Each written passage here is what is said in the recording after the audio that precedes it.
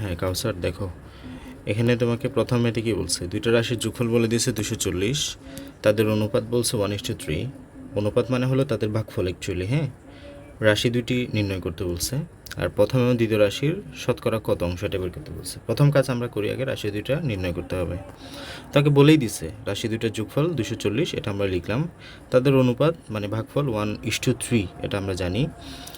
আর অনুপাতের রাশি দুটির যোগফল মানে আমরা যদি এই অনুপাতগুলোকে যোগ করি, 1 এবং 3 যোগ করি কত হয়, 4 হয়, মানে টোটাল মিলে 4। হ্যাঁ, এই 4-এর মধ্যে 1 ভাগ হচ্ছে তোমার প্রথম রাশিটা, আর 3 ভাগ হচ্ছে দ্বিতীয় রাশিটা। কথা বুঝছো? সো প্রথম রাশিটা কি হবে তাইলে? প্রথম রাশিটা বলছিলি কি, এই 4-এর মধ্যে 1 ভাগ হলো প্রথম রাশি, আর 3 ভাগ হলো দ্বিতীয় রাশিটা, কারণ 1:3 অনুপাতে আছে তারা। কথা বুঝছো? টোটাল হলো 4, 4-এর মধ্যে 1 ভাগ হলো প্রথম রাশিটা, আর 3 ভাগ হলো তো দ্বিতীয় রাশিটা। তো 240 এর 4 ভাগের 1 অংশ, এই যে টোটাল 4 ভাগের 1 অংশ হচ্ছে প্রথম রাশিটা। সো 240-এর 4 ভাগের 1 অংশ, এর মানে কি গুণফল না? সো এটা কাটাকাটি করো, কাটাকাটি করলে হবে 60, এবং 60-এ 60 মিলে তোমার আনসার আসবে কত, 60। ওকে, এরপরে দ্বিতীয় রাশিটা কি হবে? দ্বিতীয় রাশিটা এই যে 240-এর কত হবে, 240-এর 4 ভাগের 3 অংশ, এই যে টোটাল হলো 4, এর 3 অংশ। 240-এর 4 ভাগের 3, 240 মানে হলো যোগফলটা, 240 এর মানে কি গুণফল। সো এটা কাটাকাটি দাও, 60 হয়, 318, 180 হয়। তাহলে আমরা প্রথম রাশিটাও পেয়ে গেলাম, দ্বিতীয় রাশিটাও পেয়ে গেলাম, শেষ প্রথম অংশটা। দ্বিতীয় অংশটাও আমাদের জটিল কিছু নেই, এখানে তোমাকে অনুপাত দিয়ে দিয়েছে কত, 1:3। সো আমরা প্রথম দ্বিতীয় রাশির কত অংশটা কীভাবে বের করবো, 1 ভাগের 3 করো, সিম্পল। এটাকে উপরে রাখো, নিচে 3টাকে নিয়ে আসো, উভয় পাশে 100 গুণ করে দাও। হ্যাঁ, তাহলে এদিকে আসবে, উপরে আসে 100, আর নিচে আসে কত তোমার, এই যে এখানে 100 দ্বারা গুণ করলে আমরা আসে 3। হ্যাঁ, এই 1/100টাকে আমরা পার্সেন্টেজ হিসেবে রাখলাম। কথা বুঝছো?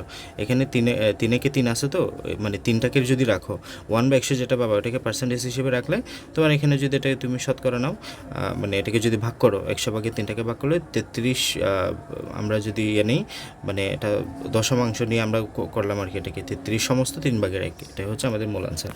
ঠিক আছে, মানে 100 ভাগের 3কে ভাঙালে তুমি অ্যান্সারটা পাবা, বা এতটুকু রাখলেও হবে আনসারটা। ঠিক আছে, এটার করার দরকার নেই, এতটুকু তোমার মূল আনসার।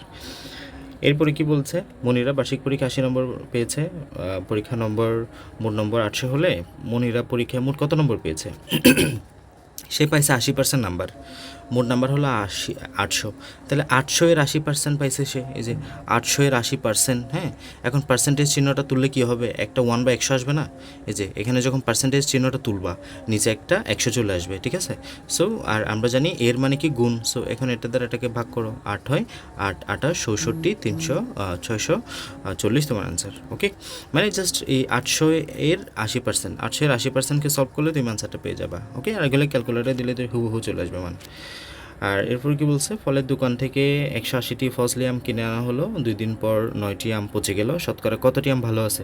তাহলে দেখো, তুমি আম কিনে আনলা টোটাল কয়টা, 180টা, এর মধ্যে পচে গেল কয়টা, 9টা। তাহলে ভালো আছে আর কয়টা, ভালো আছে হলো 180 মাইনাস 9, মানে বাকি আমগুলো ভালো আছে, 9টা যদি পচে যায় বাকি আমগুলো ভালো আছে না?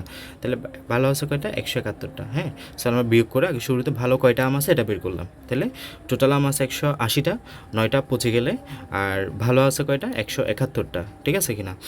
এখন আমরা অনুপাতগুলো বের করতেছি, শতকরা কতটা ভালো আছে কম আছে, এটার অনুপাতগুলো বের করতেছি। তাহলে আম এবং মোট আম, দেখো মোট আম কয়টা, 180টা, ভালো আম কয়টা, এই যে 171টাকে উপরে রাখবা, তাহলে কত হয়, তোমার 19/20 হয়। হ্যাঁ, এটাকে কাটাকাটি করলে 19/20 হবে। এই যে ভালো আমটা দিবা উপরে, আর মোট যে কোনো কিছু বললে অলওয়েজ নিচে যাবে। ওকে, শতকরার ক্ষেত্রে আর কি। তাহলে মোট 180টাকে নিচে দিবা। সো এখন যদি আমরা শতকরা করতে চাই, ইন্টু 100% করে দিব এটাকে। হ্যাঁ, এটাকে 100% করে দিলেই তোমার মানে 100 দ্বারা গুণ করে দিলে শতকরা পেয়ে যাবা, এই যে 95টি, শতকরা 95টি, কিংবা 95% আম ভালো আছে, এটা বলতে পারো তুমি। ওকে, তাহলে এটা যদি বলো যে শতকরা ভালো আম কয়টা, 95টা, অথবা এভাবে বলতে পারো শতকরা 95% আম এখানে ভালো আছে। ওকে।